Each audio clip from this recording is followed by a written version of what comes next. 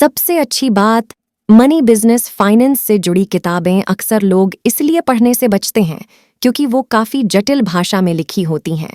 मगर psychology of money में लेखक ने बड़ी आसान भाषा में समझाया है। किताब में छोटी छोटी कहानियों के जरिए मनी से जुड़ी कई बड़ी बातों को समझाया है। नीचे इस किताब से मिलने वाली कुछ 5 प्रमुख बातों का जिक्र करने जा रहे हैं। 1. पैसा नहीं, उसे लेकर आपका रवैया मायने रखता है। मॉर्गन एक कहानी में बताते हैं कि कैसे एक अमेरिकी सफाई कर्मी स्मार्ट इन्वेस्टिंग के जरिए करोड़पति बन जाता है।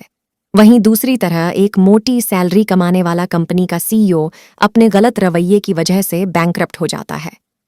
2. हर किसी के लिए पैसे के मायने अलग होते हैं। कुछ लोगों के लिए जिनके पास रहने को घर भी नहीं है, उनके लिए मिनिमम वेज भी बहुत बड़ी रकम होगी। वहीं दूसरी तरफ किसी कंपनी के एग्जीक्यूटिव या अधिकारी $1 लाख की सैलरी पर भी नाखुश रह सकते हैं। कुल मिलाकर आप कितना ज्यादा पैसा कमा रहे हैं, ये आपकी खुशी नहीं तय करता, बल्कि आप किस माहौल, किस परिवेश से आ रहे हैं, उस पर निर्भर करता है। 3. कितना पैसा काफी होता है? हम सभी को लगता है कि हम पैसे के लिए काम करते हैं। जिस दिन काम भर पैसा मिल जाएगा, काम करना बंद कर देंगे।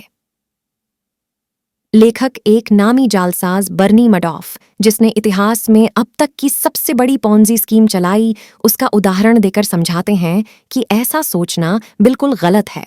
सच ये है कि मडॉफ पहले से ही एक बड़े और सफल बिजनेसमैन थे, मगर इसके बाद भी उन्होंने धोखे से पैसे कमाने के लिए पॉन्जी स्कीम चलाई।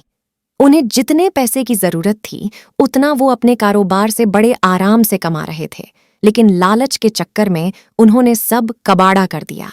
मडॉफ की कहानी सुनकर ये समझ सकते हैं कि आप दुनिया के सबसे अमीर बन जाने के बाद भी जरूरी नहीं कि संतुष्ट हों।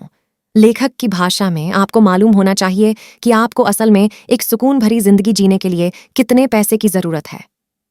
4. Power of compounding.